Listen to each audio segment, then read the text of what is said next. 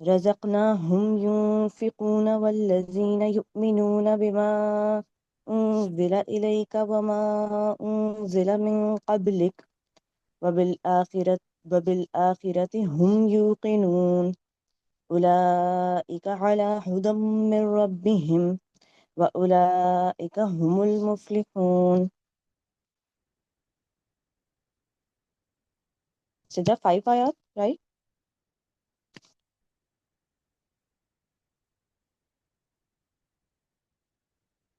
الف لام میم.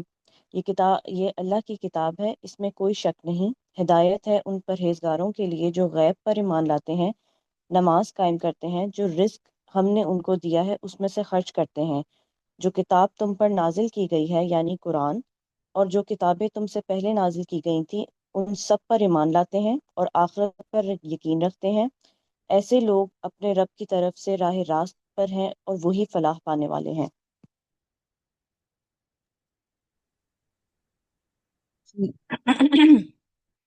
حفصہ نے جزاک اللہ خیر سورہ بقرہ کی آیت 1 to 5 کی آپ کے سامنے تلاوت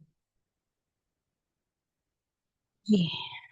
الحمد للہ رب العالمین، الصلاۃ والسلام علی سید المرسلین نبینا و حبیبنا و شفیعنا محمد والعاقبۃ للمتقین، اما بعد، واعوذ باللہ السمیع العلیم من الشیطان الرجیم من حمزہ ونفسہ ونفخہ، بسم اللہ الرحمن الرحیم، رب اشرح لی صدری ویسر لی امری واحلل عقدۃ من لسانی یفقہوا قولی واجعل لی وزیرا من اہلی ربی زدنی علما وارزقنی فہما اللہم فقہنا فی الدین، آمین آمین۔ جی، آج ہم اللہ کا نام لے کے انشاءاللہ سورہ بقرہ کی تفسیر سٹارٹ کریں گے۔ اللہ تعالیٰ سے دعا ہے کہ ہم یہ جو قرآن کی سب سے طویل سورت کو سٹارٹ کر رہے ہیں، اللہ تعالیٰ ہمیں مدد کریں اس میں، اس کو بہترین طریقے سے سمجھنے کی اور اس سے تمام احکامات جو ہیں ان کو اپنی زندگیوں میں اپلائی کرنے کی، آمین ثم آمین۔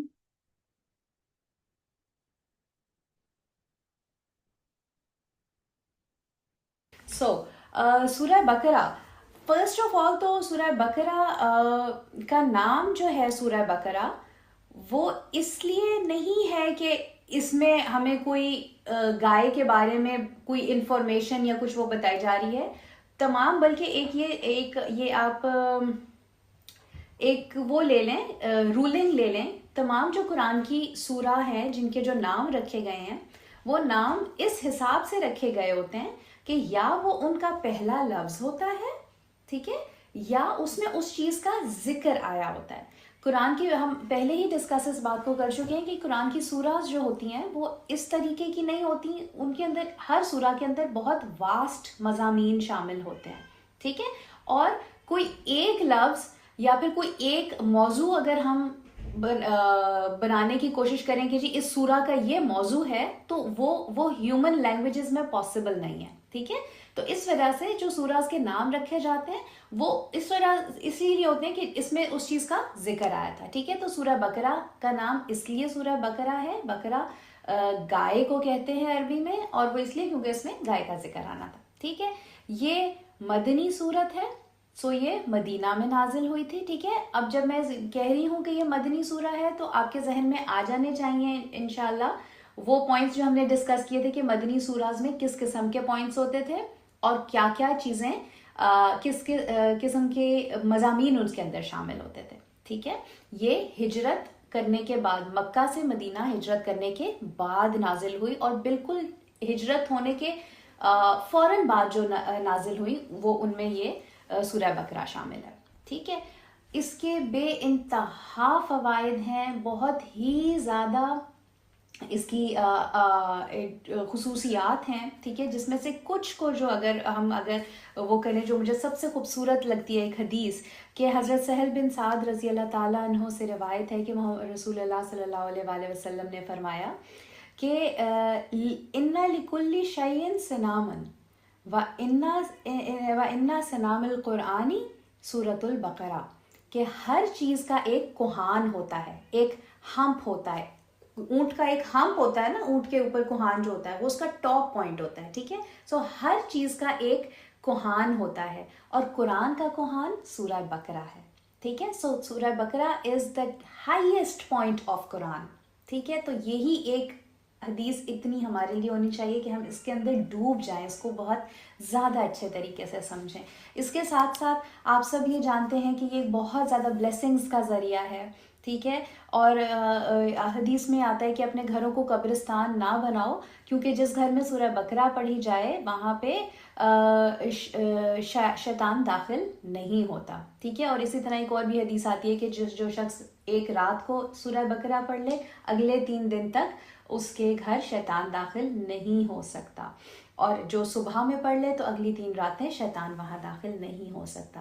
اس لیے خاص الخاص اس کا انتظام کیا کریں کہ خود بھی اپنی فیملی کو بھی بولیں کہ جو قرآن آپ ریگولر پڑھ رہے ہوتے ہیں وہ تو آپ ضرور پڑھا کریں، لیکن ایک حصہ کوئی چھوٹا سا، بس بے شک 3-4 آیات ہو جائیں، کچھ جتنا بھی آپ کے لیے فیزیبل ہے، وہ ڈیلی سورہ بقرہ کا اپنے گھر میں ضرور پڑھا کریں، تلاوت، اور لاؤڈلی تلاوت کریں. ٹھیک ہے، تاکہ جو کچھ بھی آس پاس ہے وہ اس کو ضرور سن لے. ٹھیک ہے، شیطان سے پروٹیکشن ہو جاتی ہے، جہاں پڑھی جاتی ہے وہاں پہ شیطان نہیں آتا. میجک سے پروٹیکشن ہے، ہر قسم کے جو جنات وغیرہ ہیں وہ اس سے بھاگ جاتے ہیں. ایک اور حدیث اس کے بارے میں آتی ہے جس میں سورہ بقرہ اور سورہ آل عمران، ان دونوں کو بیسکلی ایک جوڑا کہا جاتا ہے. قرآن میں بہت ساری سورات ہیں جو کہ جوڑوں کی طرح سے آئی ہیں. ٹھیک ہے، جس طرح ہم نے معوذتین کی بات کی تھی نا، کہ سورہ ناس اور سورہ فلق، وہ ان کو ایک جوڑا کہا جاتا ہے. ٹھیک ہے، اسی طرح سورہ بقرہ اور سورہ آل عمران، یہ دونوں بھی ایک جوڑا ہیں، اور ان کا کیا نام ہے؟ زہراوین. زہراوین کا مطلب ہوتا ہے انتہائی برائٹ، روشن. ٹھیک ہے، جس طرح حضرت فاطمہ تو زہرا ان کا نام تھا نا، تو زہرا بہت روشن چہرے والی. ٹھیک ہے، تو ایک اس میں ایک میں حدیث کوٹ یہ کرنا چاہوں گی، میں اس لیے ایگزیکٹ الفاظ پڑھ رہی ہوں کہ میں آگے پیچھے نہ کر دوں نا الفاظ کو، حدیث میں آپ کو ایگزیکٹ ہی بتاؤں. کہ اس کے بارے میں یہی آتا ہے نا کہ یہ دونوں صورتیں ایسی ہیں کہ قیامت کے دن یہ دونوں صورتیں ایک بادل کی صورت میں آئیں گی، اور کچھ احادیث میں آتا ہے کہ یہ پرندوں کی صورت میں آئیں گی، اور اپنے پڑھنے والوں کے اوپر سایہ کر دیں گی، اور ان کے حق میں لڑائی کریں گی، کہ پراپر لڑائی کریں گی، کہ جب تک وہ شخص بخش نہیں دیا جائے گا یہ آگے ہٹیں گی نہیں وہاں سے. تو دس از سو ویلیویبل. ایک مجھے کسی نے کبھی کہا تھا کہ یہ صرف اس چیز کو اپنے دماغ میں رکھ کے شروع کر دیں کہ اللہ ایک نیت کر لیں کہ میں اپنی زندگی کے ہر دن جو ہے نا سورہ بقرہ یا آل عمران میں کا کوئی حصہ ضرور پڑھوں گی، صرف اس نیت کے ساتھ کہ قیامت کے دن جو ہے یہ دونوں میرے اوپر وہ رحمت کا سایہ بن کے آئیں. ٹھیک ہے، کتنی اچھی بات ہے نا. چھوٹے بے شک اپنے لیے یہ گولز بنا لیں، 2 سورت 5 آیات پڑھنی ہے، 2 آیات پڑھنی ہے، جتنا بھی، بٹ کنٹینیوٹی کے ساتھ. ٹھیک ہے، اچھا پھر اس کی یہ حدیث یہ آتی ہے کہ قرآن پڑھو، یہ قیامت کے دن اپنے پڑھنے والوں کے لیے سفارش کرے گا. 2 نورانی صورتوں بقرہ اور آل عمران کو پڑھتے رہا کرو، یہ دونوں قیامت کے دن اس طرح آئیں گی جیسے 2 سائبان یا 2 بادل، یا پر کھولے ہوئے پرندوں کی 2 ڈاروں کی طرح ہوں گی، اپنے پڑھنے والوں کی قیامت کے دن سفارش کریں گی. ٹھیک ہے، اور پھر فرمایا کہ بقرہ پڑھو، اس کا لینا برکت ہے اور اسے ترک کرنا حسرت ہے. ٹھیک ہے، ابینڈننگ از اے کاز آف گریف، کہ آپ سورہ بقرہ کو چھوڑنا ایک بہت بڑے انعام، ایک بہت بڑی چیز، قرآن کے ٹاپ پوائنٹ سے ہی اپنے آپ کو اگر ہم ناواقف رکھیں گے تو یہ بہت ہی ہمارے اپنے لیے بہت ہمارے اپنے لیے نقصان کی بات ہے. ٹھیک ہے، اچھا پھر یہ بات کہ اس میں کچھ علماء کے باتیں کہتے ہیں کہ اس صورت میں 1000 خبر ہیں، 1000 امر ہیں مطلب احکامات ہیں، اور 1000 نواہی ہیں مطلب نہیں جو نہ کرنے کے کام ہیں. ٹھیک ہے، سو یہ تو اللہ عالم کے اس طرح سے، لیکن کچھ ہی اس میں باتیں بہت ڈیٹیلڈ ہیں، لیکن ان کو ہم ابھی اتنا ہی ٹچ کریں گے اس وقت، ہمارے حساب سے اتنا کافی ہے. جی اچھا، ایک بہت مزے کی بات جو کہ آپ کو ایک ہولسٹک میں ایک ویو اگر دینا چاہوں اس سورہ کے بارے میں، ٹھیک ہے، کہ دیکھیں اس سورہ کا سرکولر قسم کا سٹرکچر ہے، ایسا کہ وہ یہاں سے اگر شروع ہوتا ہے تو وہ گھوم کے آ کے واپس یہیں پہ ہوتا ہے. آپ یہ دیکھیں ABCDE اور پھر واپس DCBA. آیت 1-20 جو ہے اس کے اندر فیتھ اور ورسز انبلیف کے بارے میں بات ہوئی ہے. ٹھیک ہے، مطلب اللہ کی باتوں کو ماننا اور ان کا انکار کرنا. شروع کی پہلی 20 آیات میں بھی یہی بات ہے، آخر کی بھی آیات میں بھی یہی بات ہے. پھر نمبر 2 میں کیا 21-39 کیا بات ہے؟ گاڈ کی کریشن کے بارے میں، صحیح ہے، Allah's creations، صحیح، اور وہی چیز جو اینڈ کی آیات ہیں ان کے اندر آ رہی ہے. پھر 40-103 ڈیلیورنس آف دا لا. اس سورہ کے اندر بہت ساری، کیونکہ مدنی دور میں ہوئی تھی نا، اور ابھی ایک اسلامی ریاست قائم ہو رہی تھی، تو اس وجہ سے اس کے اندر بہت سارے شریعت کے احکامات دیے گئے ہیں، بہت سارے ریاست کو قائم کرنے کی وہ رولنگز بتائی گئی ہیں. تو یہ دیکھیں کہ 40-103 تک آلموسٹ 63 آیات جو ہیں اس کے اسی طرح شروع میں آیا ہے، اور اینڈ میں بھی اسی طرح بہت ساری آیات میں آیا. اس کے بعد پھر بینگ ٹیسٹڈ کے امتحان ہوگا، اور پہلے جو ہے وہ حضرت ابراہیم کے بارے میں آیا ہے، اور پھر اینڈ میں جو ہے وہ مسلمانوں کے اوپر جنرلی کس طریقے سے آئیں گے. اور بیچ میں آ جاتا ہے کہ کعبہ کا، جب کعبہ کو چینج کرنے کا، کعبہ از دا نیو قبلہ، کہ پہلے جس طرح آپ لوگوں کو پتہ ہے کہ بیت المقدس کی طرف منہ کر کے نماز پڑھی جا رہی تھی، اور پھر قبلہ چینج ہوا تھا. ٹھیک ہے، تو یہ بیچ کا صرف ایک ہے، باقی سارا دیکھیں کہ یہ اللہ تعالیٰ نے کتنے خوبصورت انداز میں ریپیٹیشن کی ہے. جہاں سے بات شروع ہوئی تھی، ایک بتانے کا انداز ہوتا ہے نا، کہ تاکہ سارے کے سارے ٹاپکس جو ہیں وہ ریوائز ہو جائیں. اور قرآن کی بہت ساری صورتوں میں اسی طرح یہ سرکولر سٹرکچر چلتا ہے، جو کہ انشاءاللہ اللہ ہمیں توفیق دے تو ہم ضرور آگے بھی اسی کو کنٹینیو کریں گے اور اس کو دیکھ لیا کریں گے. ٹھیک ہے، اس کو آپ لوگ ڈیٹیل سے بعد میں پڑھ لیجیے گا. I'll share the slides. So اعوذ باللہ من الشیطان الرجیم، بسم اللہ الرحمن الرحیم. الف لام میم. جی الف لام میم. الف لام میم کا کیا مطلب ہے؟ یہ صرف اور صرف اللہ تعالیٰ کو پتہ ہے. ٹھیک ہے، اللہ نے اس کے بہت، دیکھیے علماء نے بہت سارے اس کے معنی نکالنے کی کوشش کی. ٹھیک ہے، ان کو کہا جاتا ہے حروف مقطعات. صحیح، مقطعات کا لفظ نکلا ہے منقطع کرنے سے، قطع کرنے سے، کہ ان کو الف لام میم ویسے تو اگر ملا کے کریں تو علم بنے گا نا، لیکن اس کو ہم نے علم نہیں پڑھا، ہم نے اس کو قطع کر کے ہر لفظ کو الگ الگ کر کے پڑھا. ٹھیک ہے، اس لیے ان کو حروف مقطعات کہتے ہیں. بہت سارے علماء نے ان کے کوئی معنی نکالنے کی کوشش بھی کی ہے، لیکن ہم اس کے بارے میں بالکل توقف کریں گے. کیوں؟ کیونکہ نبی صلی اللہ علیہ وسلم سے کوئی بات پروون نہیں ہے کہ انہوں نے اس کے بارے میں بتائی ہو. ٹھیک ہے، تو ایسی چیزوں کے بارے میں ہم کیا کرتے ہیں کہ آمنا بھی کلو من عند اللہ، کہ ہم اس پہ ایمان لے کے آئے، اور یہ اس لیے کیونکہ یہ اللہ کی طرف سے ہے، یہ سب اللہ کی طرف سے ہے. ٹھیک ہے، اچھا یہ تو ہو گیا کہ اس کا مطلب کوئی نہیں ہے. اب آپ دیکھیں کہ ہم نے اس سے پہلے کیا پڑھا تھا؟ سورہ فاتحہ. سورہ فاتحہ میں ہم نے کیا مانگا تھا؟ صراط مستقیم. ٹھیک ہے، ہم نے ہدایت مانگی تھی. ٹھیک ہے، ہدایت جب ہم نے مانگی اور ہم نے اللہ تعالیٰ سے کہا کہ اللہ تعالیٰ ہمیں راستہ دکھائیں، تو ہم نے جو اللہ سے دعا کی، ایک سوال کیا، اس کے جواب میں اللہ نے ہمیں پورا کا پورا قرآن نازل دیا. ٹھیک ہے، اس قرآن کی پہلی آیت جو اللہ نے دی وہ کیا دی؟ الف لام میم، جس کا ہمیں مطلب نہیں آتا. تو اس کی کیا وجہ تھی؟ یہ فخر الدین رازی نے اس کی بہت اچھی ایکسپلینیشن دی ہے. وہ یہ کہ الف لام میم سب سے پہلے دے دینے سے اللہ تعالیٰ یہ کرتے ہیں کہ اللہ تعالیٰ ہمارے انٹلیکٹ کو اور ہماری عقل کو اس کی صحیح جگہ پہ لے کے آتے ہیں، اس کو اس کی جسے کہتے ہیں نا اوقات دکھا دیتے ہیں. کیا کہ تم نے ہدایت مانگی تو ہے، لیکن جب مانگ رہے ہو تو یہ کتاب ہے، اس سے لو، لیکن یہ بات جان رکھو کہ تم ہر بات نہیں سمجھ سکتے.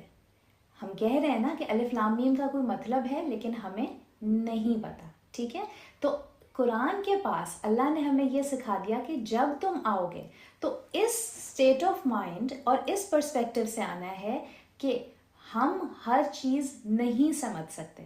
اللہ کا علم ہم سے بہت زیادہ ہے، اللہ ہمیشہ زیادہ جانتا ہے. ہم کوشش تو کر سکتے ہیں سمجھنے کی، لیکن پھر بھی ہر بات ہم نہیں سمجھ سکتے کیونکہ ہمارا انٹلیکٹ اتنا ہے ہی نہیں. ٹھیک ہے، تو یہ بات، یہ اس اسٹیٹ آف مائنڈ کے ساتھ جب ہم قرآن کی طرف آئیں گے نا، جب ہم اپنی عقلوں کو اور اپنے بہت بڑے بڑے سے جو ہم نے اپنے دماغ میں بنائے ہوئے ہوتے ہیں کہ جی ہمیں تو دنیا کی بہت ساری نالج ہے اور ہمیں ہر بات سمجھ آ جائے گی، ہم اس چیز کو جب سائڈ پہ رکھیں گے نا، جب ہم سبمٹ کریں گے اپنے انٹلیکٹ کو اللہ کے آگے، تو تب امید ہے کہ ہمیں وہ وزڈم ملے. اور بات یہی ہوتی ہے کہ جب ہم اللہ کو یہ کہہ دیں گے نا کہ اللہ جی ٹھیک ہے ہمیں نہیں سمجھ آ رہی ہے، تو پھر ہم یہ ہوگا کہ جی ہم کہیں گے کہ اگر یہ حکم آیا ہے کسی بھی چیز کے بارے میں، مجھے سمجھ نہیں آ رہی لیکن اوکے کوئی بات نہیں. وہاں پہ وہ سٹیج آتی ہے کہ مجھے سمجھ نہیں آ رہی لیکن پھر بھی میں اللہ آپ کی بات مانوں گی کیونکہ آپ زیادہ جانتے ہیں اور میں کم جانتی ہوں. ٹھیک ہے، سو الف لام میم. قرآن کی 29 سوراز ہیں آلموسٹ، جو کہ اس طرح حروف مقطعات کے بعد سے شروع ہوتی ہیں. اور موسٹلی میں یہی ہوتا ہے کہ جب بھی یہ آتے ہیں تو اس کے بعد کیا ہوتا ہے کہ کوئی اللہ تعالیٰ کوئی بڑی میسو اسٹیٹمنٹ دیتے ہیں، خاص طور پہ قرآن کے بارے میں. ٹھیک ہے، جس طرح یہاں پہ بھی آئی ہے کہ الف لام میم ذالک الکتاب لا ریب فیہ، کہ وہ کتاب ہے جس میں کوئی شک نہیں ہے.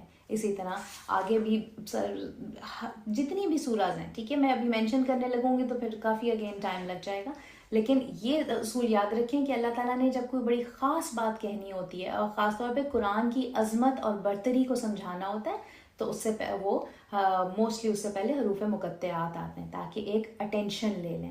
ٹھیک ہے، اوکے. پھر کیا آئی؟ ذالک الکتاب لا ریب فیہ. اب آپ یہ دیکھ رہے ہیں یہ 3 ڈاٹس یہاں لگے ہوئے ہیں اور 3 ڈاٹس یہ لگے ہوئے ہیں. اس کا کیا مطلب ہوتا ہے؟ جب ہم پڑھ رہے ہوتے ہیں قرآن کو تو یہ جو یہ 3 ڈاٹس ہوتے ہیں نا، ان کا یہ سسٹم ہوتا ہے کہ آپ نے رکنا مسٹ ہے اس جگہ کے اوپر. آئدر آپ پہلے 3 ڈاٹس پہ رک جائیں گے، اگر آپ ادھر رک جائیں گے تو آپ یہاں نہیں رکیں گے، اور اگر آپ سیکنڈ ٹائم پہ رکیں گے تو آپ فرسٹ پہ نہیں رکیں گے کیونکہ اس سے مطلب بدل سکتا ہے. سو اس جگہ پہ بھی پڑھنے کے 2 طریقے ہیں. آپ اس کو ایسے بھی پڑھ سکتے ہیں ذالک الکتاب لا ریب فیہ ھدی للمتقین، یا ذالک الکتاب لا ریب فیہ ھدی للمتقین. ٹھیک ہے، دونوں بالکل ٹھیک ہیں، دونوں کے ہی اپنے میننگز ہیں. ٹھیک ہے، سو ذالک الکتاب یہ وہ کتاب ہے لا ریب جس میں کوئی شک نہیں ہے. ٹھیک ہے جی. اچھا، اللہ تعالیٰ نے پہلی بات جو تمام انسان جو کہ قرآن کو کھولیں گے ان کو سمجھانے کے لیے ایک سٹیٹمنٹ دے دی کہ یہ وہ کتاب ہے جس میں کوئی شک نہیں ہے. کوئی شک نہیں ہے کہ یہ اللہ کی طرف سے ہے، کوئی شک نہیں ہے کہ یہ بالکل ٹھیک ہے، کوئی شک نہیں کہ اس کے اندر جو انسٹرکشنز ہیں وہ ہمارے لیے بیسٹ ہیں، اور کوئی شک نہیں کہ تم اس پہ عمل کرو گے تو تم انشاءاللہ کامیابی کی طرف جاؤ گے. ٹھیک ہے. اچھا، اور ایک اس میں بہت خوبصورت سا بھی پوائنٹ یہ آ جاتا ہے کہ ذالکا یوز ہوا ہے. ٹھیک ہے، ذالکا ترجمے میں دیکھیں ہمیشہ آتا ہے کہ یہ کتاب. ٹھیک ہے، آئی ایم شیور آپ میں سے جس کے پاس بھی ابھی سامنے مصحف کھلی ہوئی ہوگی سب کے ترجمے میں یہی لکھا ہوگا نا کہ یہ کتاب یہ قرآن مجید اس میں کوئی شک نہیں ہے. ٹھیک ہے، جبکہ ذالکا کا لفظ جو ہے نا عربی میں کسی دور کی چیز وہ کے لیے یوز ہوتا ہے، یہ کے لیے تو حاضر ہوتا ہے. ٹھیک ہے، تو اس میں ایک بہت خوبصورت سا پوائنٹ یہ ہے کہ دیکھیں نبی پاک صلی اللہ علیہ وآلہ وسلم جس وقت قرآن کی تلاوت فرماتے تھے، جب لوگوں کو وحی سناتے تھے تو ان کے سامنے کوئی بک نہیں ہوتی تھی. है ना, बुक तो कोई भी नहीं थी ना, लेकिन मेंशन यहाँ पे बुक का हो रहा है इसलिए। और वो बुक असल में कहाँ एग्जिस्ट करती है, वो तो लौहे महफूज में है, वो लौहे महफूज में है, इसलिए ज़ालिकल किताबु, वो किताब जिसके अंदर कोई शक नहीं है, ठीक है।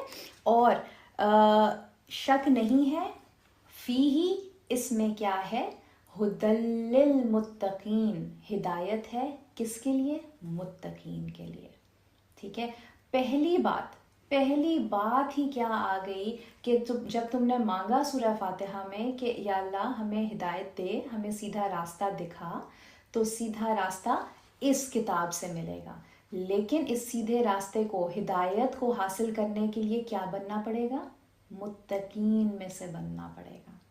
सो पहली बात जो हमें पता चल गई, अपने पास में ये पॉइंट अगर आप नोट करें तो ये लिख लें कि कुरान से फ़ायदा उठाने के लिए पहली काम ये है कि हमें मुत्तकीन में से बनना पड़ेगा, ठीक है। और ये देखें कि सूरह में हिदायत जो है ना, वो शुरू ही बात पहली जो हमें समझा दी गई वो मुत्तकीन, वो तकवा से है। सूरह बकरा में तकवा का लफ्ज़ जो है वो ऑलमोस्ट 36 टाइम्स आएगा, डिफरेंट उससे, ठीक है।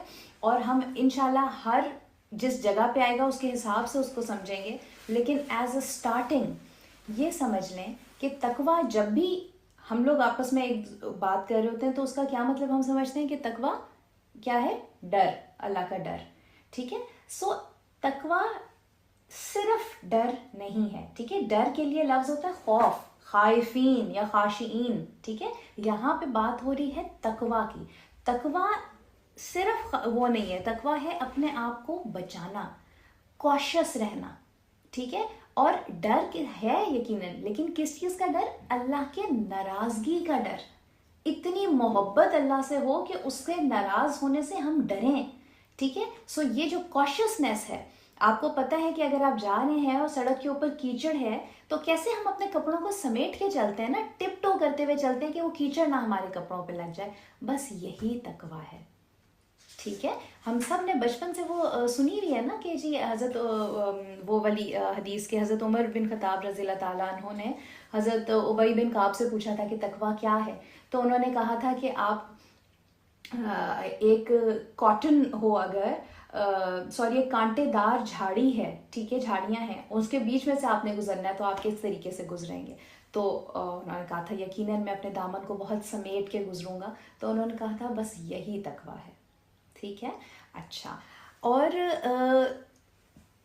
तकवा, इसकी डेफिनेशंस तो बहुत सारी हैं, ठीक है, उनको मैं सबको अभी नहीं कोट करूंगी, लेकिन एक चीज़ जो कि बहुत वर्थ मेंशनिंग है और याद रखने की है, वो तकवा की एक डेफिनेशन ये भी आती है जो कि हदीस में है कि कोई बंदा उस वक्त तक मुत्तकीन में से नहीं हो सकता जब तक उस चीज़ को भी तर्क ना करे, ठीक है, जब तक उस चीज़ को भी तर्क ना करे जिसमें कोई हर्ज ना हो, इसलिए कि उससे बच सके जिसमें कोई हर्ज हो।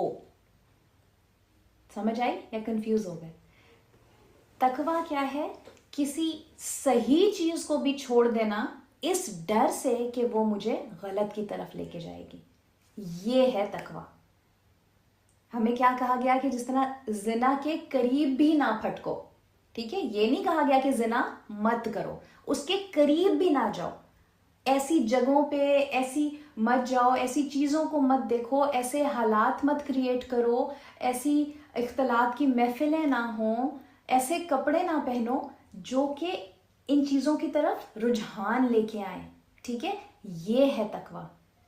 सही, अगर समझे एक ग्रुप ऑफ फ्रेंड्स है, लड़के गए हुए हैं घूमने फिरने के लिए और वो किसी खाना खाने के लिए जा रहे हैं, तो खाना खाने जाना हराम बात तो नहीं है, गलत बात तो नहीं है, लेकिन अगर उसमें से एक लड़का है जिसको यह इस चीज़ का अंदेशा है कि ये अंदर जिस किस्म का मुझे क्राउड नज़र आ रहा है ना, ये अच्छा नहीं है, this is very soon going to turn into may be a dance party, या अंदर ये लोग जो बैठे हैं ये ड्रिंक भी कर रहे हैं, तो हो सकता है कि मैं जाऊं, मैं इनके साथ बैठूं तो मुझे भी ड्रिंक करना पड़ जाए या मुझे एहसास भी ना हो और मैं कुछ गलत खा लूं पी लूं और वो उस जगह जाने से रुक जाए, ये है तकवा, ठीक है। सो अपनी ज़िंदगी के हर मोमेंट में हम तकवा इख्तियार करें, क्योंकि हुदल्लिल मुत्तकीन। अच्छा, اب اللہ تعالیٰ ہمیں آگے سے ایک دے رہے ہیں، ایک چیک لسٹ، ٹھیک ہے، ایک پوائنٹس بتا رہے ہیں جس کو آپ چاہیں تو آپ اپنے ایز پوائنٹرز لکھ لیں، کیونکہ یہ وہ پوائنٹس ہیں جن کے اوپر انشاءاللہ اس پورا ویک ہم نے اپنے اوپر کام کرنا ہے. ہم نے دیکھنا ہے کہ یہ کس حد تک میرے اندر ایگزسٹ کرتے ہیں. اس میں پوائنٹ نمبر 1 کیا ہے؟ الذین یؤمنون بالغیب، کہ وہ لوگ جو ایمان لاتے ہیں کس پہ؟ غیب کے اوپر. آپ دیکھیں متقین کی پہلی پراپرٹی اللہ نے جو بتائی وہ کیا بتائی؟ کہ وہ غیب پہ ایمان لے کے آتے ہیں. اور ایمان لانا مطلب تصدیق کرنا، اس کے اوپر دل سے پکا ہونا، ٹھیک ہے، آپ کو اس چیز کا پکا یقین ہے. جب آپ کسی ڈاکٹر کے پاس جاتے ہیں، ڈاکٹر اگر دوا آپ کو دے رہا ہے تو آپ یقین کے ساتھ کھاتے ہیں نا کہ ہاں جی یہ میں یہ کھاؤں گا تو میں ٹھیک ہوں گا، ٹھیک ہے. تو اس وجہ سے آپ کا اس ڈاکٹر کے اوپر ایمان ہوتا ہے تو آپ اس کی بات مانتے ہیں نا، ٹھیک ہے. تو ویسا ایمان کس پہ؟ بالغیب. غیب کیا ہوتا ہے؟ غیب وہ ہوتا ہے جو کہ ہمیں اپنی 5 سینسز جو ہے نا اس میں وہ چیز نہیں سما رہی. ہمیں آنکھوں سے نظر نہیں آ رہی، کانوں سے ہم نہیں سن سکتے، ہاتھ لگا کے ٹچ کر کے نہیں دیکھ سکتے، نہ کھا سکتے ہیں نہ سونگھ سکتے ہیں، ٹھیک ہے. ایسی چیز کو کہتے ہیں غیب. اور غیب میں سب سے پہلے کیا؟ اللہ کی اپنی ذات آ جاتی ہے. ہم نے اللہ کو دیکھا تو نہیں ہے نا کبھی، ہے نا. ہم تو صرف اللہ کی پریزنس کو محسوس کر سکتے ہیں، آبزرو کر سکتے ہیں باقی چیزوں کے، لیکن ہم نے اللہ کو دیکھا تو نہیں ہے کبھی، ہم نے اللہ کو سنا تو نہیں ہے کبھی، لیکن ہم ایمان لاتے ہیں. اسی طرح ملائکہ ہیں، جنت ہے، جہنم ہے، آخرت ہے، ٹھیک ہے. یہ سب غیب کی چیزیں ہیں، ہے نا. تو ان کے اوپر ایمان لانا از دا فرسٹ تھنگ جو کہ متقین کی کیریکٹرسٹک ہے، ٹھیک ہے. اور آپ نوٹس کریں اللہ تعالیٰ نے جو ہر بات کہی ہوتی ہے نا قرآن میں، ایک ایک لفظ ایسے موتیوں کی طرح جڑا ہوا ہوتا ہے جس کی ایک لاجک ہوتی ہے. سب سے پہلے دیکھیں غیب پہ ایمان کو کیوں کہا گیا؟ اس وجہ سے کیونکہ پہلی چیز غیب میں اللہ آتی ہے، اللہ کی ذات آتی ہے، ٹھیک ہے. جب آپ اس کے اوپر ایمان اپنا لے کے آئیں گے تو اسی سے تو پھر باقی ساری چیزیں ٹرکل ڈاؤن کریں گی. اللہ پہ جب ایمان ہوگا، آپ کا آخرت پہ ایمان ہوگا، آپ کو پتہ ہوگا کہ جنت جہنم واقعی ہیں، تو تبھی تو تب آپ کچھ آگے ٹھیک کام کریں گے. ہمیں اگر اللہ پہ یقین ہی نہیں ہوگا تو ہم کیوں نماز پڑھیں گے؟ یقیمون الصلاۃ نمبر 2 پہ آیا. نمبر 1 پہ کیا آیا؟ ایمان بالغیب، ٹھیک ہے. تو ایسا سرٹن ایمان، سرٹن اپنے سرٹینٹی ہمارے مائنڈ میں اتنی زیادہ ہو کہ اللہ تعالیٰ اور تمام غیب کی چیزیں ریئل ہیں. اور اسی لیے یہ اتنا امپورٹنٹ ہے کیونکہ جو پروفس مانگنے میں لگ جاتے ہیں نا لوگ کہ نہیں یہ بات مجھے تو نہیں سمجھ آ رہی، ایسا کیسے ہو سکتا ہے جی، کہاں پہ اگر جنت جہنم ایگزسٹ کرتی ہے تو وہ کدھر ہے؟ کیوں دنیا کے سب سے اندر چلے جاؤ، ہم نے تو کہیں پہ بھی نہیں ملی، 7 آسمان کیسے ایگزسٹ کرتے ہیں؟ تو جب وہ پروف مانگنے والے آپ مائنڈ سیٹ میں جب چلے جاتے ہیں نا تو پھر وہ ایمان نہیں لا سکتا وہ شخص، ٹھیک ہے. سو اس لیے کچھ چیزیں ایسی ہوتی ہیں جو ہمیں غیب پہ ایمان لانا ضروری ہے، وچ از نمبر 1. نمبر 2 کیا ہو گیا؟ وَيُقِيمُونَ الصَّلَاةَ، کہ وہ کیا کرتے ہیں؟ وہ نماز کو قائم کرتے ہیں، ٹھیک ہے. نماز پڑھتے نہیں ہیں، نماز قائم کرتے ہیں. قرآن میں ہر جگہ آپ کو نماز کو قائم کرنے کی بات ملے گی، ٹھیک ہے. قائم کرنے کا مطلب یہ ہے کہ اس کو آپ نے اس کے تمام فرائض صحیح طریقے سے ادا کیے ہیں، آپ نے وضو صحیح کیا ہے، آپ نے نماز کی حفاظت کی ہے، نماز کو پابندی سے پڑھ رہے ہیں، رکوع سجود ٹھیک کر رہے ہیں، نماز کو آپ صحیح اس کی جو کیا کہتے ہیں اس کی اسپرٹ ہے اس کے ساتھ پڑھ رہے ہیں، ٹھیک ہے. لیکن ساتھ صرف خود نہیں پڑھ رہے. اگر کوئی ایک جگہ ہے، کوئی ایک قصبہ ہے جس کے اندر ہر شخص الگ الگ اپنی اپنی نماز پڑھتا ہے تو وہ کافی نہیں ہے. نماز کو قائم ہونا ضروری ہے، جو سب مل کے اس کو پڑھیں، قائم ہوئی ہوئی نماز نظر آ رہی ہو. اور نماز ہی وہ چیز ہے، کتنی بڑی بات، نماز ہی وہ چیز ہے جو حدیث میں آتا ہے، صحیح مسلم کی حدیث ہے کہ آدمی اور کفر و شرک کے درمیان فاصلہ مٹانے والا عمل نماز کو چھوڑنا ہے. کہ ہم اور کفر اور شرک، ان کے بیچ میں یہ جو ڈسٹنس ہے نا وہ صرف اور صرف کس وجہ سے ہے؟ نماز کی وجہ سے. اگر ہم نے نماز کو چھوڑ دی تو یہ ڈسٹنس ختم ہو جائے گا. حضرت عمر نے فرمایا تھا نا کہ جس نے نماز ترک کر دی اس کا اسلام میں کوئی حصہ نہیں ہے، ٹھیک ہے. سو دس از ہائیلی امپورٹنٹ یہ احادیث یاد رکھیں, نوٹ ڈاؤن کر لیں, اپنی فیملی میں سب سے پہلے اپنی فیملی سے سٹارٹ کریں. جو نماز نہیں پڑھتا ان کو اس سے سنائیں, سمجھائیں اس بات کو, ٹھیک ہے. پھر وَمِمَّا رَزَقْنَاهُمْ يُنْفِقُونَ, اور وہ جو ہم نے ان کو عطا کیا ہے اس میں سے خرچ کرتے ہیں. رَزَقْنَاهُمْ, ہم نے ان کو جو عطا کیا ہے اس میں سے خرچ کرتے ہیں, ٹھیک ہے. خرچ کرنے میں صرف اور صرف پیسہ نہیں آ جاتا. اللہ نے ہمیں جو کچھ عطا کیا ہے, پیسہ, علم, ٹیلنٹ, وقت, جو بھی چیز اللہ نے ہمیں دی ہے اس کو ہم نے اللہ کی راہ میں ہی خرچ کرنا ہے. اور رزقناہم, ہم نے دیا ہے. اللہ تعالیٰ ہمیں بتا رہے ہیں کہ جو کچھ بھی تم خرچ کرو گے نا وہ دیا میں نے ہی ہے تمہیں. اٹس ناٹ دیٹ کہ تم اپنی جیب سے کچھ احسان کر رہے ہو. اور جب ہم خرچ کرتے بھی ہیں تو وہ اللہ کو تک تو وہ چیز نہیں پہنچتی نا, وہ چیز تو ہمارے اپنے ہی پاس آتی ہے واپس. جس طرح کہتے ہیں نا کہ ٹرانسفر آف اکاؤنٹس, کہ دنیا اکاؤنٹ میں سے ہم نے وہ چیز جو ہے نا وہ آخرت اکاؤنٹ میں بھیج دیتے ہیں.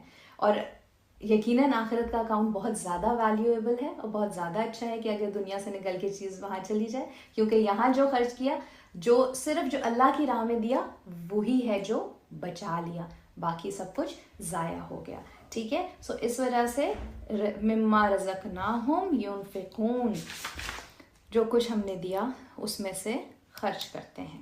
پھر آگے کیا ہے, والذین یؤمنون بما انزل الیک وما انزل من قبلک, اور وہ لوگ, اب یہ ہماری کون سی, اس کی چوتھی کوالٹی آ گئی کہ وہ لوگ جو کتاب محمد صلی اللہ علیہ وآلہ وسلم تم پر نازل ہوئی اور جو کتابیں تم سے پہلے پیغمبروں پہ نازل ہوئی ان سب پہ ایمان لاتے ہیں, ٹھیک ہے جناب. دیکھیں اس کے اندر یہ ایک بہت امپورٹنٹ پوائنٹ ہے جو کہ خاص طور پہ آج کل ہم جو سویڈن والے ہیں ان کے لیے تو بہت ہی زیادہ وہ ہوگا کہ دیکھیں ہم کہتے تو ہیں اس بات کو کہ ہم ایمان لے کے آئے ساری تمام پچھلی کتب کے اوپر بھی. اس کے اندر صرف یہ منہ سے کہہ دینا نہیں ہوتا, اس کے اندر اس پہ ان کی عزت کرنا بھی شامل ہوتا ہے, ٹھیک ہے. دنیا میں ہم بہت دیکھتے ہیں, سویڈن میں تو آج کل بہت زیادہ ہو رہا ہے کہ جی وہ ہر دوسرے دن کسی نہ کسی مسجد کے آگے جا کے وہ قرآن پاک کو جلا رہے ہیں. تو ان پہ ایمان لے کے آنے کا یہ مطلب ہے کہ ہم ان کو اتنی عزت بھی دیتے ہیں کہ جب وہ ہمارے قرآن کی بے ادبیاں کر رہے ہوں تو ہم اٹھ کے نہ کھڑے ہو جائیں کہ ہم بھی ان کی کتابوں کی بے ادبی کرنے لگیں. ہم میں اور ان میں یہی فرق ہے, ٹھیک ہے. ہم ان کتابوں کو کہ کہیں نہ کہیں ان میں اللہ کا ورڈ ابھی بھی باقی ہوگا, تو اس وجہ سے ہم ان کی عزت کرتے ہیں, ٹھیک ہے. اور وَبِالْآخِرَةِ يُوقِنُونَ, اور آخری کیا ان کی بتائی گئی کہ وہ آخرت کا یقین رکھتے ہیں. آخرت کا تو I don't need to explain کہ آخرت کی میں کیا ہونا ہے, لیکن یہ کہ اس در بات آئے دیکھیں کہ آخرتی ہم یوقنون, ہر جگہ یومنون کی بات ہوئی ہے, ایمان لانا. یوقنون آخرت پہ آیا ہے, ٹھیک ہے. یوقنون کا لفظ نکلا ہے ایقان سے, اور ایقان کا مطلب ہوتا ہے کسی چیز کے اوپر اتنا بلیو کرنا کہ جیسے آپ اس کو آنکھوں سے دیکھ رہے ہیں, ٹھیک ہے. اگر فار ایگزامپل کہ اگر کوئی اسٹوڈنٹ ہے جو کہ ایگزام دے رہا ہے اور وہ اپنی آنسر شیٹ کو بلینک چھوڑ کے باہر نکل کے آ جاتا ہے تو اس کو 100% یقین ہے نا کہ وہ فیل ہو جائے گا, یہ یقین ہوتا ہے.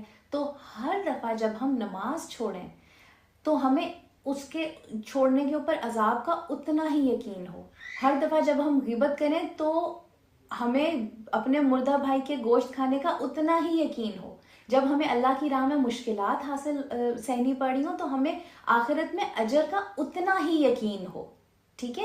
اور اس وجہ سے اس پہ یقین کی بات آئی آخرت پہ, کیونکہ یہ تو ہماری زندگی کے ہر لمحے پہ ایک سنگل ڈیسیجن کے اوپر یہ چیز میٹر کرتی ہے نا.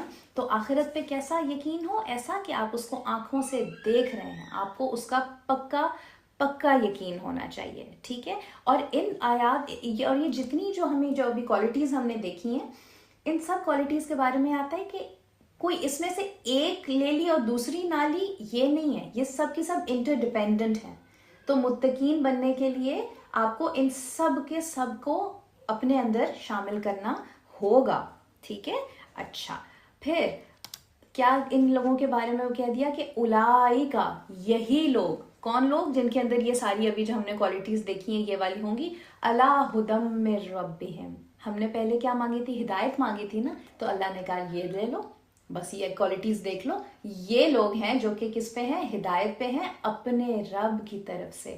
وَأُولَٰئِکَ هُمُ الْمُفْلِحُونَ، اور یہی لوگ ہیں جو کہ نجات پانے والے ہیں، فلاح مل جائے گی ان کو. فلاح کہتے ہیں کہ جب پروان چڑھ کے جس طرح ایک کسان ہوتا ہے جو کہ بیج بوتا ہے اور پھر وہ اگتا ہے، اس پہ اتنی محنت کرتا ہے، اور پھر جب بڑا ہو جاتا ہے وہ کھیت اور اس کو اینڈ اس کا پھل نظر آتا ہے نا، اس کو کہتے ہیں فلاح. تو وہ ہم ساری دنیا کی ایفرٹس، مشکلات سہ کے، سب کچھ کر کے، اور اینڈ میں جو ہم رزلٹ دیکھیں گے نا، وہ ہوگی کیا؟ فلاح. ٹھیک ہے، وَأُولَٰئِکَ هُمُ الْمُفْلِحُونَ. اچھا، اب یہ تو ہو گیا پہلا گروپ جس کے بارے میں اللہ تعالیٰ نے ہمیں بتایا تھا. ہم نے ابھی دیکھا تھا نا شروع میں وہ والی جو میں نے پکچر دکھائی تھی. تو اللہ نے سب سے پہلے ہمیں ان لوگوں کے بارے میں بتا دیا. دیکھیں دنیا میں 3 قسم کے لوگ ہوتے ہیں. ایک جو اللہ کی بات مانتے ہیں، ایک جو اللہ کی بات نہیں مانتے، اور ایک وہ جو کہ بیچ میں ڈینگل کر رہے ہوتے ہیں. تو اللہ نے ان تینوں قسم کے لوگوں کو نا ابھی ادھر شروع میں ہی بتا دیں. تو پہلے قسم کے تو ہم نے ابھی دیکھ لیے. نمبر 2 کے اوپر آ جائیں. ان الذین کفروا، اور وہ لوگ جو انکار کرتے ہیں، سواء علیہم اانذرتہم ام لم تنذرہم، کہ ان کے لیے برابر ہے کہ تم ان کو نصیحت کرو یا نہ کرو. لا یؤمنون، وہ ایمان نہیں لے کے آئیں گے. ٹھیک ہے. اچھا دیکھیں، یہ آیات ون آف دی آیات ہے جو کہ جن کو قرآن میں ہمیشہ مس کوٹ کیا جاتا ہے، یا ان کو آؤٹ آف کانٹیکسٹ لے کے وہ کہہ دیتے ہیں کہ دیکھو جی تمہارے قرآن میں تو ویسے ہی کہہ دیا گیا ہے کہ جی کافر تو وہ ہیں کہ جو ان کو نصیحت کرو چاہے نہ کرو، ان کو تو کوئی فائدہ نہیں ہونا، انہوں نے تو ایمان نہیں لے کے آنا. تو آپ یہ سوچیں کہ اگر ایسی بات اصل میں ہوتی تو پھر واٹس دا پوائنٹ آف دعویٰ، یا what's the point of making the effort? ایسا بس جو مسلمان پیدا ہو گیا وہی مسلمان رہے گا؟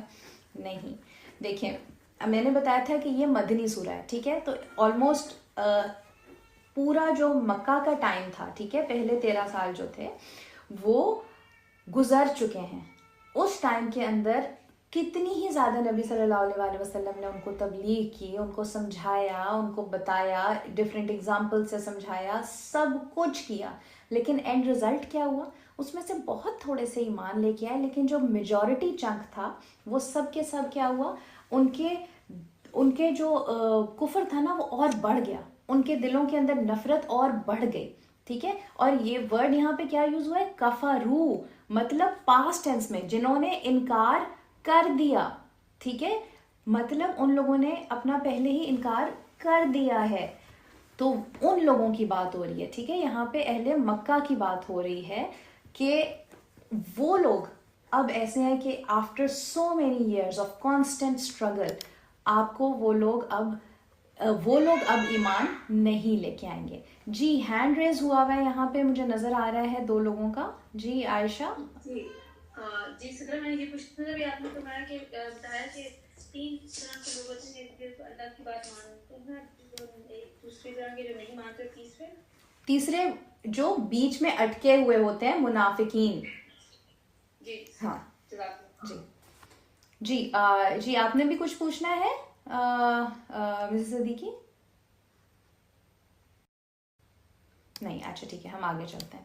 اچھا تو ٹھیک ہے، تو یہ ان لوگوں کے بارے میں بات ہو رہی ہے. صحیح ہے، اس لیے میں نے کہا تھا ذرا ذہن میں رکھیں کہ مدنی صورتوں کی کیا کانٹیکسٹ ہوگا. صحیح. تو یہ ان کفار مکہ کے بارے میں بات ہو رہی ہے یہاں پہ کہ آپ ان کو نصیحت کریں چاہے آپ ان کو نصیحت نہ کریں، ان کے لیے برابر ہے وہ ایمان نہیں لانے کے. صحیح ہے. اچھا اس طرح آگے سورہ بقرہ ہی میں آتا ہے آیت نمبر 145 میں، اور اگر آپ ان لوگوں کے پاس تمام نشانیاں بھی لے آئیں جنہیں کتاب دی گئی ہے، ٹھیک ہے، تو بھی یہ آپ کے قبلے کی پیروی نہیں کریں گے. ٹھیک ہے. تو یعنی کہ جس کے مقدر میں اللہ تعالیٰ نے پھر یہ بات لکھ دی ہے نا کہ وہ تو بس اب اس نے بات ماننی نہیں ہے. ٹھیک. تو ان لوگوں کے بارے میں یہ بات کہی جا رہی ہے. اور کیا کہا جا رہا ہے کہ ختم اللہ علی قلوبہم وعلی سمعہم. ختم اللہ مطلب یہ کہ ختم اللہ کا مطلب مہر لگا دی اللہ نے. کدھر؟ علی قلوبہم، ان کے دلوں پہ، وعلی سمعہم، ان کی سماعت پہ، ان کے سننے پہ، وعلی ابصارہم غشاوہ، اور ان کی آنکھوں پہ پردہ پڑ گیا ہے. وَلَهُمْ عَذَابٌ عَظِيمٌ، اور ان کے لیے بڑا عذاب تیار ہے. ٹھیک ہے. اچھا دیکھیں جی، یہ بھی ایک وہ بہت زیادہ کوٹ ہوتی ہے نا یہ بات کہ جی اللہ نے تو ویسے جی اللہ اب ہدایت تو ملنی نہیں ہے کیونکہ اللہ نے تو دل پہ مہر لگا دی ہے، تو اب ہمارا جس میں تو کوئی قصور نہیں ہے. لیکن یہ چیز اس طرح نہیں ہے کہ اللہ نے مہر لگا دی اس لیے ہدایت نہیں ملی. بات یہ نہیں ہے. بات یہ ہے کہ پہلے مسلسل اللہ نے کتنا تعلیم تم تک پہنچائی، اگزامپلس تمہیں دکھائی، لیسنز دیے، ہر طریقے سے تمہیں سمجھایا، اور جب تم نے ہر چیز کو انکار کر دیا تو تب اللہ نے تمہارے دل پہ مہر لگا دی. ٹھیک ہے. اور دل پہ بھی اور کانوں پہ اور آنکھوں پہ، یہ تو آنکھوں پہ پردہ پڑنا آپ دیکھیں یہ تو ہماری ضرب المثل ہے نا کہ آنکھوں پہ پردہ پڑ جائے، کہ آپ ایسا نہیں ہے کہ آپ اندھے ہیں، لیکن آپ کو جو چیز اتنی ویزیبل سامنے ہے. ٹھیک ہے. ان کے بارے میں یہی آتا تھا نا کفار کے بارے میں کہ یہ نبی صلی اللہ علیہ وآلہ وسلم کو ایسے پہچانتے تھے جیسے اپنے بیٹوں کو پہچانتے ہیں، لیکن پھر بھی ان کا انکار کرتے تھے. ٹھیک ہے. تو ان کی آنکھوں کے اوپر پردہ پڑ گیا تھا، اور اسی لیے کیا ہے کہ ان کے لیے عذاب عظیم ہے، بہت بڑا عذاب اللہ نے تیار کر کے رکھا ہے. اور یہ جو یہ مہر والی جو بات ہے نا، اس کے بارے میں آمش بہت بڑے عالم تھے، انہوں نے ایکسپلین کیا تھا کہ حالت رین اس کو کہتے ہیں. انہوں نے اس طرح سے کر کے نا اپنی ہتھیلی دکھائی تھی. ٹھیک ہے. اور کہا کہ جب انسان کو، یہ انسان کا دل ہے، ٹھیک ہے، جب انسان کوئی گناہ کرتا ہے نا تو اس کا کچھ حصہ جو ہے نا وہ سمٹ جاتا ہے، ایسے ہو جاتا ہے. پھر وہ اور گناہ کرتا ہے اور سمٹ جاتا ہے، اور گناہ کرتا ہے اور سمٹ جاتا ہے، حتیٰ کہ کرتے کرتے اس کا دل یوں ہو جاتا ہے. اور اس سٹیج پہ کو کہتے ہیں مہر لگ جانا. ٹھیک ہے. جب وہ کرتا رہتا ہے گناہ، تو اس کا دل ایسے کر کے بند ہو جاتا ہے. ٹھیک ہے. اور اس کو حالت رین بھی کہتے ہیں، جو کہ آگے سورہ مطففین میں آتا ہے کہ کلا بل رانا علی قلوبہم ما کانوا یکسبون، کہ ہرگز نہیں بلکہ ان کے دلوں پر ان کے برے اعمال نے زنگ لگا دیا ہے. ٹھیک ہے. ان کے دلوں کو بند کر دیا ہے. اور اس کے بارے میں حدیث میں ایکسپلینیشن کیا کہ بے شک مومن جب گناہ کرتا ہے کہ تو اس کے دل پہ ایک سیاہ نقطہ پڑ جاتا ہے. اگر توبہ کر لے اور گناہ کو چھوڑ دے، بخشش مانگ لے، تو دل روشن ہو جاتا ہے. اور اگر مزید گناہ کرے تو اس کے دل کی سیاہی میں اضافہ ہو جاتا ہے، حتیٰ کہ سیاہی دل پہ چھا جاتی ہے. اور یہی وہ حالت رین ہے جس کی آگے سورہ مطففین میں ایکسپلینیشن آئی. ٹھیک ہے. سو گناہ تو انسان کرتا ہی ہے، ہم تو ہیں ہی خطا کے پتلے. ٹھیک ہے. لیکن یاد رکھیں کہ جب گناہ ہو تو فوراً اس کی توبہ کریں، استغفار مانگیں تو وہ گناہ ہٹ گیا. ٹھیک ہے. تاکہ ہم عذاب عظیم والے لوگوں میں نہ ہو سکیں. ٹھیک ہے جی. اب یہ نمبر 2 والے لوگوں کی بھی بات ہو گئی. اب آ جاتے ہیں تیسرے قسم کے لوگوں کے اوپر. جی عائشہ. وَمِنَ النَّاسِ، اور لوگوں میں سے کچھ ایسے ہیں، مَن یقول، جو کہتا ہے. لوگوں میں سے ایسا ہے کوئی، لوگوں میں کچھ میں سے ایسے ہیں جو کہ کہتا ہے. پلورل ٹو سنگولر ہو گیا. ٹھیک ہے. ابھی ایکسپلین کرتی ہوں کیوں. کیا کہتا ہے؟ یقولو آمنا باللہ، ایمان لے کے آئے ہم اللہ پہ، وبالیوم الاخر، اور آخرت کے دن پہ. ٹھیک ہے. کہ لوگوں میں سے کچھ ایسے ہیں جو کہتے ہیں ہم اللہ اور روز آخرت پر ایمان رکھتے ہیں، لیکن اللہ کیا کہہ رہا ہے؟ وما ہم بمؤمنین، حالانکہ وہ ایمان قطعی نہیں رکھتے، وہ بالکل ایمان نہیں رکھتے. تو یہ آ گئے ہمارے تیسرے قسم کے لوگ. ٹھیک ہے. جن کو کہ ہم کیا کہتے ہیں؟ منافق. اب یہ بیسکلی نفاق کیا ہوتا ہے؟ نفاق کی ایک سمپل یہ چیز سمجھ لیں کہ خیر کو ظاہر کرنا اور شر کو چھپا لینا. جو اچھی باتیں ہیں ان کو دکھا دینا اور جو غلط باتیں ہیں ان کو چھپا لینا. قول اور فعل میں تضاد ہونا، کہنا کچھ کرنا کچھ، ظاہر انسان کا کچھ اور ہو، باطن کچھ اور ہو. ٹھیک ہے. اس کا یہ مطلب نہیں ہے کہ ظاہر ہے ہم سب کا تو ہوتا ہی ہے نا کہ مثلا آپ اگر ایک پبلک آپ گیدرنگ میں ہیں تو آپ ایک الگ طریقے سے بیہیو کرتے ہیں، اور آپ اکیلے بیٹھے ہوئے ہیں گھر میں، پرائیویٹ یا آپ کی گھر کی گھریلو لائف ہے، اس میں آپ الگ طریقے سے بیہیو کرتے ہیں. یہ منافقت نہیں ہے. منافقت یہ ہے کہ جب آپ باہر ہوں تو آپ بہت ہی زیادہ اچھی باتیں کر رہے ہیں، بہت اچھے اخلاق کے ساتھ ہیں اور سب، اور بڑی اللہ اللہ والی باتیں کر رہے ہیں، اور جب آپ گھر میں آ رہے ہیں اور جب آپ اکیلے ہیں تو تب آپ بالکل اپوزٹ بیہیو کر رہے ہیں، اور آپ کو اکیلے میں جو غلط کام کرنے کا موقع مل رہا ہے آپ وہ کر رہے ہیں. تو یہ منافقت ہوتی ہے. ٹھیک ہے، اللہ پہ. اور یہاں پہ جہاں جو منافقین کی کا ذکر ہو رہا ہے وہ اس طرح سے کہ وہ لوگ جو کہ مدینہ میں جن کا پرابلم شروع ہوا تھا، جو کہ مسلمانوں کو کہتے تھے کہ ہم تمہارے ساتھ ہیں، اور اصل میں جو ہے وہ ان کے ساتھ ہوتے تھے، کفار کے ساتھ ہوتے تھے. ٹھیک ہے، ان کے بارے میں ہم آگے دیکھتے ہیں. نفاق کے بارے میں ایک چیز میں بتا دوں، بیسکلی منافقت کا ہوا کیا تھا سسٹم، کیوں بنے تھے منافق. پورا مکے کے دور میں کئی منافقین کا کچھ وہ نہیں تھا، وہ ادھر صرف کفار تھے اور مسلمان تھے. ٹھیک ہے، یہاں پہ آگے کیا سسٹم ہوا، بیسکلی مدینہ میں نبی پاک صلی اللہ علیہ وسلم کے آنے سے پہلے دو قسم کے دو قبیلے تھے، ایک اوس ایک خزرج. ٹھیک ہے، اچھا اب خزرج جو قبیلہ تھا اس کا ان کا ایک لیڈر تھا جس کا نام تھا عبداللہ بن ابئی، اور اس کو ان سب نے پورے مدینہ والوں نے ڈیسائیڈ کیا ہوا تھا کہ اس کو ہم اپنا لیڈر بنا لیں گے، سردار بنا لیں گے. اب کیا ہوا کہ وہ لوگ وہاں پہ نبی صلی اللہ علیہ وسلم آ گئے، اسلام آ گیا، لوگوں نے اسلام قبول کر لیا، اور وہ مسلمان اچھے سے ہو گئے، اور وہ بھول گئے اس بات کو کہ ابی بن کعب کو ہم نے سردار بنانا تھا. ظاہر ہے اب تو نبی پاک تھے وہاں پہ، ہی واز دا لیڈر. تو ابی بن کعب کے عبداللہ بن ابی کے دل میں ویسے ہی مسلمانوں کے خلاف ایک وہ آ گیا. ٹھیک ہے، کیونکہ اس نے سردار بننا تھا، اس کو سردار نہیں بنایا. اب کیا ہوا کہ جب غزوہ بدر ہوئی اس میں مسلمانوں کو وکٹری بھی حاصل ہو گئی. تو کیا ہوا کہ اب جب مل گئی وکٹری تو بہت سارے لوگ ایمان لے کے آئے، اور بھی اس میں پھر یہ جو عبداللہ بن ابی تھا اس کو بھی لوگوں کے سامنے یہ کہنا پڑا کہ ہاں جی میں بھی ایمان لے کے آیا ہوں. لیکن اندر سے اس کے دل میں مسلمانوں کے خلاف ایک کیڑا تو تھا نا، اس کو تھا کہ بھی یہ لوگوں کی وجہ سے میرا مسئلہ ہوا ہے.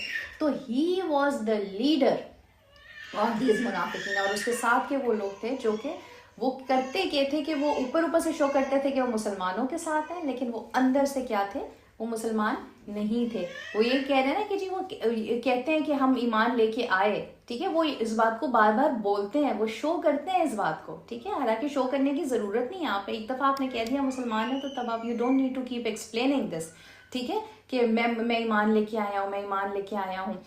لیکن ان لوگ اسی وجہ سے اس بات کو بولتے تھے کیونکہ ان کے دل میں چور تھا. ہوتا ہے نا جس طرح چھوٹا بچہ ہوتا ہے نا کہ وہ اس نے اگر فار ایگزامپل دیوار کے اوپر پینسل سے کچھ لکھ دیا ہے نا تو آپ کے پاس آئے گا، کہے گا میں نے تو کچھ نہیں لکھا پینسل سے، میں نے تو وال پہ کچھ نہیں لکھا، حالانکہ آپ نے اس سے پوچھا بھی نہ ہو، لیکن پھر بھی وہ آگے خود ہی اس کے دل میں چور ہوتا ہے نا تو بتاتا ہے. تو اسی لیے اسی طرح بالکل یہ بھی کیا کہتے ہیں، آمنا باللہ، ہم تو ایمان لائے ہیں، ہم آخرت پہ بھی ایمان لائے ہیں. لیکن اللہ کیا ہمیں ایکسپلین کر رہے ہیں کہ وہ ایمان اصل میں نہیں رکھتے.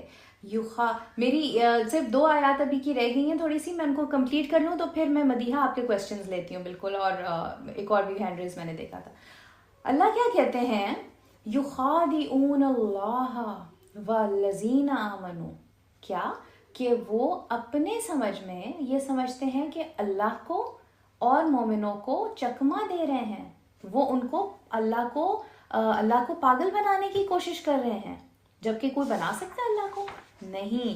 تو اللہ کیا کہتا ہے، وَمَا يَخْدَعُونَ إِلَّا أَنفُسَهُمْ وَمَا يَشْعُرُونَ، مگر حقیقت میں اپنے سوا کسی کو چکما نہیں دے رہے اور اس سے خود ہی بے خبر ہیں. ٹھیک ہے، یہ اللہ کو کیسے دھوکہ دے سکتے ہیں، اللہ کو تو دھوکہ نہیں دے سکتے نا. لیکن ان لوگوں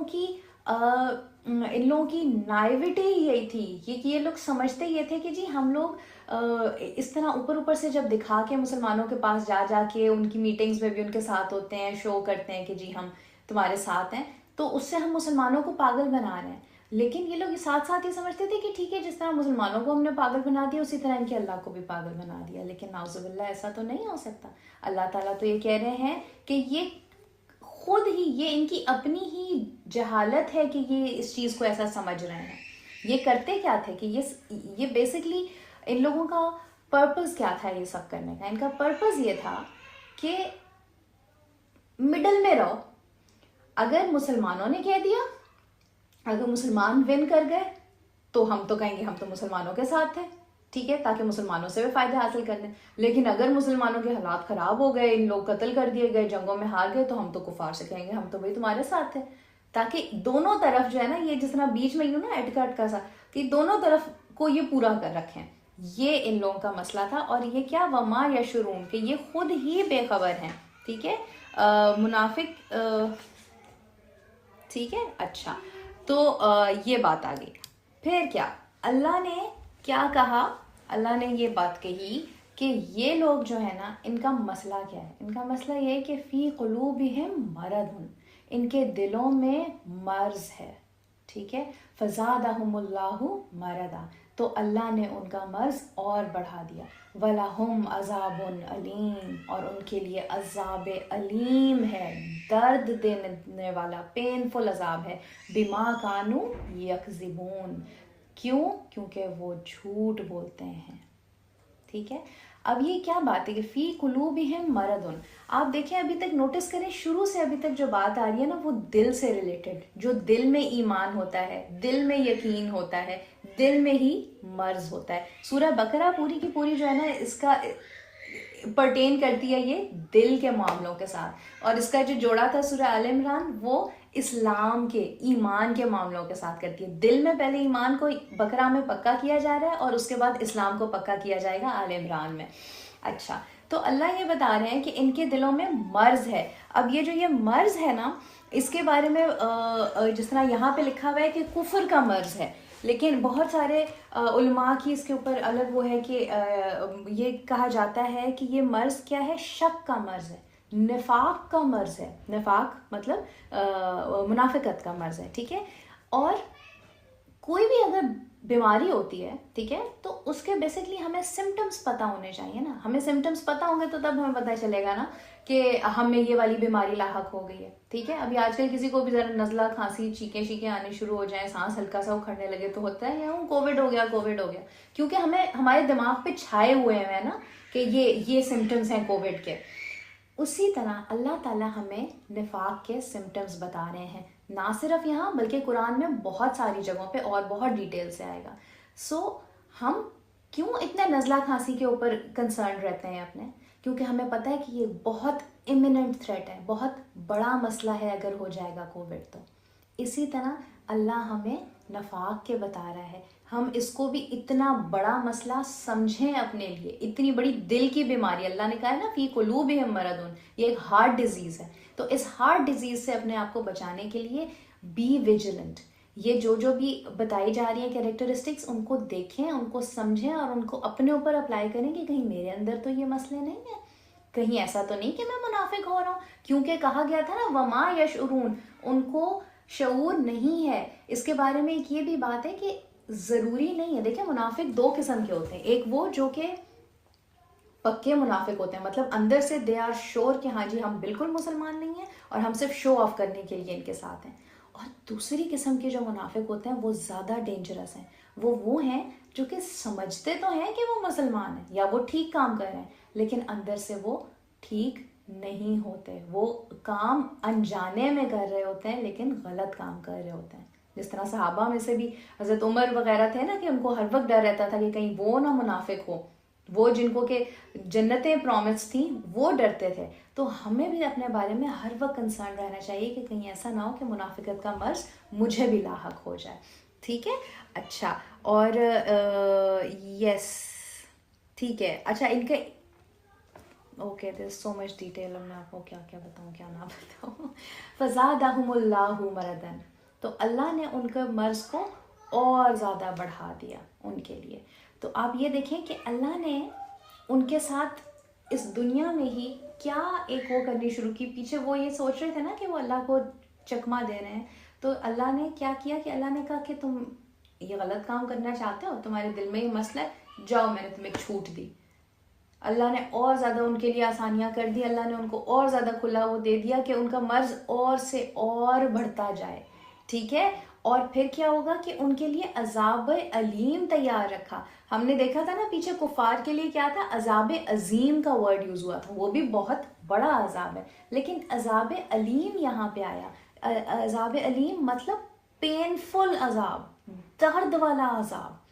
ٹھیک ہے. یہ عذاب is more than the one which was for کفار. کفار کے لیے اللہ نے اتنے اسٹرانگ الفاظ نہیں یوز کیے, لیکن منافقین کے لیے کیا کہ ان کو دردناک عذاب ملے گا. اور اس میں اس عذاب علیم میں وہ میننگ بھی آ جاتا ہے کہ جس طرح اگر کسی کو کوئی تکلیف ہوتی ہے نا تو پہلے دن بہت تکلیف ہوتی ہے, دوسرے دنوں سے تھوڑی کم نہیں ہوتی تکلیف, لیکن ایک انسان کے اندر اس کی پرسسٹنس آ جاتی ہے نا, وہ اس کو برداشت کرنے لگ جاتا ہے, اور پھر آہستہ آہستہ وہ تکلیف آپ کو اتنی زیادہ نہیں فیل ہوتی. لیکن عذاب علیم جو ہوتا ہے نا وہ ہوتی ہے کہ جس کی برداشت انسان میں پیدا نہیں ہو سکتی, وہ اس کو ہمیشہ ہمیشہ اتنا ہی پینفل لگے گا. ٹھیک ہے, تو اللہ ہمیں ان لوگوں میں سے نہ کرے, اللہ لا تعجل منہم. ٹھیک ہے, بما کانوا یکذبون, کس لیے؟ کیونکہ وہ جھوٹ بولتے تھے. So here comes the first characteristic of the منافقین, کہ وہ جھوٹ بولتے ہیں.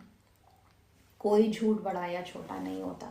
آپ دیکھیں کہ جھوٹ کتنی زیادہ بڑی چیز ہے, اور ہماری زندگیوں میں جھوٹ کا کتنا زیادہ رول ہے. اپنے آپ کو خود سے سوچیں اس کے بارے میں. حضرت عائشہ فرماتی تھی کہ نبی صلی اللہ علیہ وسلم کے لیے جھوٹ سے بڑھ کر کوئی گناہ نہیں تھا. ٹھیک ہے, اور وہ کیا کرتے تھے کہ جھوٹے سے اپنا رویہ ہی بدل لیتے تھے. ایسا نہیں ہے کہ وہ ہمیشہ پیار محبت نہیں, جس شخص کے بارے میں پروون تھا کہ یہ جھوٹ بولتا ہے اس سے اپنا رویہ بدل لیتے تھے, حتیٰ کہ پتہ چلے کہ اس نے توبہ کر لی ہے.